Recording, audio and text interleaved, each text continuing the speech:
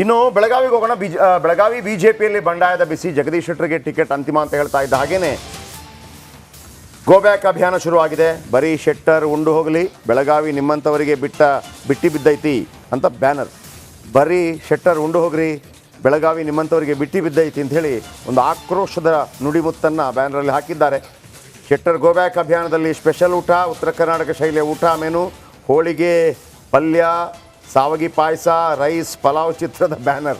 ಅಂದರೆ ಉಂಡೋದ ಕೊಂಡೋದ ಅಂತ ನಾವು ಕಾಮನ್ ಆಗಿ ಹೇಳ್ತೀವಲ್ವ, ಅದನ್ನೇ ಬರ್ರಿ ಶೆಟ್ಟರ್ ಉಂಡೋಗ್ರಿ ಅಂದ್ಬಿಟ್ಟು ಫುಲ್ಲು. ಶೆಟ್ಟರ್ ಅವ್ರ ಬಗ್ಗೆ ಒಂದು ಅಸಮಾಧಾನ ಇದ್ದೇ ಇದೆ ಬಿಜೆಪಿಯಲ್ಲಿ. ಅಂದ್ರೆ ಟಿಕೆಟ್ ಸಿಗ್ಲಿಲ್ಲ ಅನ್ನೋ ಕಾರಣಕ್ಕೆ ಪಕ್ಷ ಎಷ್ಟೆಲ್ಲ ಸ್ಥಾನಮಾನ ಕೊಟ್ಟರು ಕೂಡ ಕಾಂಗ್ರೆಸ್ಗೆ ಹೋಗ್ಬಿಟ್ರು ಅಂತ ಹೇಳಿ ಆ ಅಸಮಾಧಾನ. ಪ್ಲಸ್ ಬೆಳಗಾವಿ ಅಂತಂದ್ರೆ ಶೆಟ್ಟರ್ ಅವ್ರಿಗೇನೆ ಸ್ವತಃ ಇಷ್ಟ ಇಲ್ಲ ಅನ್ನೋ ಚರ್ಚೆ ಕೂಡ ಇದೆ. ಆಮೇಲೆ 4 ಜನ ಇದ್ದಾರೆ ಅಲ್ಲಿ ಆಕಾಂಕ್ಷಿಗಳು. ಕಳೆದ ಬಾರಿ ವಿನಯ್ ಬೆನಕೆ ಬೆಳಗಾವಿ ಗ್ರಾಮೀಣದಿಂದ ಕಣಕ್ಕಿಳಿಬೇಕಾಗಿತ್ತು ಲಕ್ಷ್ಮೀ ಹೆಬ್ಬಾಳ್ಕರ್ ಅವರ ವಿರುದ್ಧ. ಲಕ್ಷ್ಮೀ ಹೆಬ್ಬಾಳ್ಕರ್ ವಿರುದ್ಧ ಅವರು ಇಳಿಸೋದು ಬೇಡ, ನಾನು ಯಾರನ್ನ ಕ್ಯಾಂಡಿಡೇಟನ್ನು ಹೇಳ್ತೀನಿ ಅಂತೇಳಿ ರಮೇಶ್ ಜಾರಕಿಹೊಳಿ ಕೆಲವರನ್ನು ಕಣಕ್ಕಿಳಿಸಿದ್ರು. ರಮೇಶ್ ಜಾರಕಿಹೊಳಿ ಯಾರನ್ನೆಲ್ಲ ಹೇಳಿದ್ರೋ ಅವರನ್ನೆಲ್ಲ BJP ಓಕೆ ತಥಾಸ್ತು ಅಂತ ಹೇಳ್ತು. ಆಗ ಬೆನಕೆ ಭಾಳ ಕೋಪಗೊಂಡಿದ್ರು. ಬೆನಕೆಗೆ ಅಮಿತ್ ಶಾ ಫೋನ್ ಮಾಡ್ತಾರೆ, ಡೋಂಟ್ ವರಿ ಬೆನಕೆ ಅವರೇ, ನಿಮಗೆ ನಾನು ಲೋಕಸಭೆಯಲ್ಲಿ ವ್ಯವಸ್ಥೆ ಮಾಡ್ತೀನಿ ಅಂತೇಳಿ. ಅಲ್ಲಿ ಆ ಕಡೆ ರಮೇಶ್ ಕತ್ತಿ ಕೋಪಿಸ್ಕೊಂಡಿದ್ದಾರೆ, ವಿನಯ್ ಬೆನಕೆ ಅಭಯ್ ಪಾಟೀಲ್ ಕೋಪಿಸ್ಕೊಂಡಿದ್ದಾರೆ. ಅಭಯ್ ಪಾಟೀಲ್ ಅಂತೂ ನನಗೆ ಯಾಕಿಲ್ಲ ಅಂತ ಕೇಳ್ತಾ ಇದ್ದಾರೆ. ವಿಶ್ವನಾಥ್ ಪಾಟೀಲ್ ಕೋಪಿಸ್ಕೊಂಡಿದ್ದಾರೆ, ಕವಟಗಿ ಮಠ ಕೋಪಿಸ್ಕೊಂಡಿದ್ದಾರೆ. ಸೊ ಅವರೆಲ್ಲ ಸೇರಿ ಹೌದೌದು ಬರ್ರಿ ಶೆಟ್ರ ಉಂಡೋಗ್ರಿ, ಬೆಳಗಾವಿ ನಿಮ್ಮಂತರಿಗೆ ಬಿಟ್ಟು ಬಿದ್ದೈತಿ, ನಾವು ಸುಮ್ಮನಿದ್ದೀವಿ ಇಲ್ಲಿ ಅನ್ನೋ ರೀತಿಯಲ್ಲಿ ಮಾತಾಡಿದ್ದಾರೆ. ಬನ್ನಿ ಇದರ ಬಗ್ಗೆ ಇನ್ನಷ್ಟು ಹೆಚ್ಚಿನ ಮಾಹಿತಿ ಪಡೆಯೋಣ. ನಮ್ಮ ಪ್ರತಿನಿಧಿ ಮೈಲಾರಿ. ಎಸ್ ಮೈಲಾರಿ, ಯಾವ ಕಾರಣಕ್ಕೆ ಇದೇನಾ ಫೈನಲ್ಲು? ಆ 4 ಜನರ ಕೋಪ ಅದೇನಾ ಅಥವಾ ಬೇರೆ ಏನಾದ್ರೂ ಇದೆಯಾ? ಬ್ಯಾನರ್ ಹಾಕಿ ತೋರಿಸೋದು ಕೋಪ? ಹೌದು.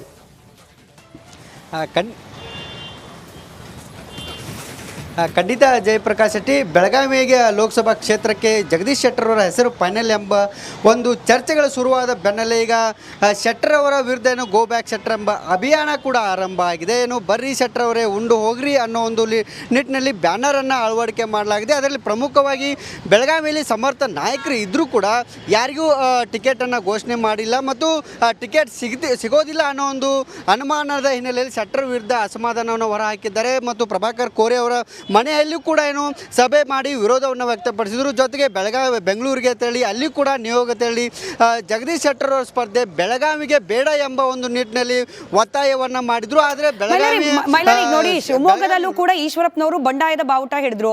ಬಟ್ ವೋಟ್ ಸ್ಪ್ಲಿಟ್ ಆಗೋದಿಲ್ಲ, ಹೆಚ್ಚಿಗೆ ಡ್ಯಾಮೇಜ್ ಆಗೋದಿಲ್ಲ ಅನ್ನೋ ವಿಮರ್ಶೆ ಶಿವಮೊಗ್ಗದಿಂದ ಬಂತು. ಇಲ್ಲಿ ಹೆಂಗೆ ಈ ಕೋಪ, ಈ ಬಂಡಾಯ ಇದೆಯಲ್ಲ, ಅದು ವೋಟ್ ಮೇಲೆ ಯಾವ ರೀತಿ ಪ್ರಭಾವ ಬೀರೋ ಸಾಧ್ಯತೆ ಇದೆ ಅಂತ ಹೇಳಿ?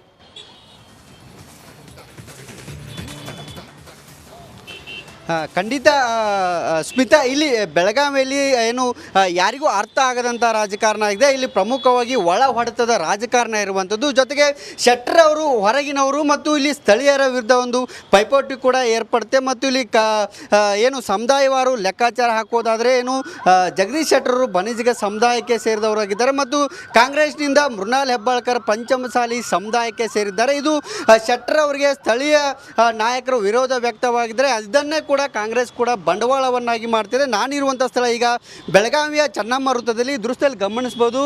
ಬರ್ರಿ ಶೆಟ್ಟರ್ ಉಂಡು ಹೋಗ್ರಿ, ಬೆಳಗಾವಿ ನಿಮ್ಮಂಥವ್ರಿಗೆ ಬಿಟ್ಟು ಬಿದ್ದೈತೆ ಅನ್ನೋ ನಿಟ್ಟಿನಲ್ಲಿ ನಗರದ ವಿವಿಧ ಪ್ರದೇಶದಲ್ಲಿ ಏನು ಈ ರೀತಿ ಬ್ಯಾನರ್ಗಳನ್ನು ಅಳವಡಿಸಿದ್ದಾರೆ. ಜೊತೆಗೆ ಸಾಮಾಜಿಕ ಜಾಲತಾಣದಲ್ಲಿ ಸಾಕಷ್ಟು ವಿರೋಧವನ್ನು ವ್ಯಕ್ತಪಡಿಸಿದ್ದಾರೆ ಮತ್ತು ಬೆಳಗಾವಿಯಲ್ಲಿ ಶೆಟ್ಟರ್ ಸ್ಪರ್ಧೆ ಮಾಡಿದ್ದೇ ಆದರೆ ಅವರಿಗೆ ಸಾಕಷ್ಟು ಏನು ಹಿನ್ನಡೆ ಆಗುವ ಸಾಧ್ಯತೆ ಇದೆ ಎಂಬ ಒಂದು ಲೆಕ್ಕಾಚಾರ ಇದೆ. ಮತ್ತು ಈ ಎಲ್ಲ ನಾಯಕರೇನಿದ್ದಾರೆ, ಇಲ್ಲಿನ ಟಿಕೆಟ್ ಆಕಾಂಕ್ಷಿಗಳು ಮಾದೇಶ್ ಕೌಟಮಠ ಇರ್ಬೋದು, ಏನು ಅನಿಲ್ ಬೆನಕೆ ಇರ್ಬೋದು, ವಿಶ್ವನಾಥ್ ಪಾಟೀಲ್ ಇರ್ಬೋದು, ಜೊತೆಗೆ ಸಾಕಷ್ಟು ಅಭ್ಯರ್ಥಿಗಳು ಕೂಡ ಇಲ್ಲಿ ಬೆಳಗಾವಿ ನಾಯಕರಿಗೆ ಟಿಕೆಟನ್ನು ಕೊಟ್ಟಿದ್ದಾದರೆ ನಾವು ಸಪೋರ್ಟನ್ನು ಮಾಡ್ತೀವಿ ಅನ್ನೋ ನಿಟ್ಟಿನಲ್ಲಿ ರಾಜ್ಯ ನಾಯಕರಿಗೆ ಮನವರಿಕೆ ಮಾಡುವ ಕೆಲಸವನ್ನು ಮಾಡಿದ್ದಾರೆ. ಆದರೆ ಯಾವುದೇ ಕಾರಣಕ್ಕೂ ಏನು ಹೈಕಮಾಂಡ್ ಏನು ಸೂಚನೆ ಕೊಡ್ತೆ ಅದನ್ನು ಎಲ್ಲರೂ ಕೂಡ ಪಾಲನೆ ಮಾಡಬೇಕು ಅನ್ನೋ ಒಂದು ಸ್ಪಷ್ಟ ಸಂದೇಶವನ್ನು ಬೆಳಗಾವಿ ನಾಯಕರಿಗೆ ನೀಡಿದೆ. ಹೀಗಾಗಿ ರೈಟ್. ಧನ್ಯವಾದ ಮೈಲಾರಿ ಮಾಹಿತಿಗಾಗಿ.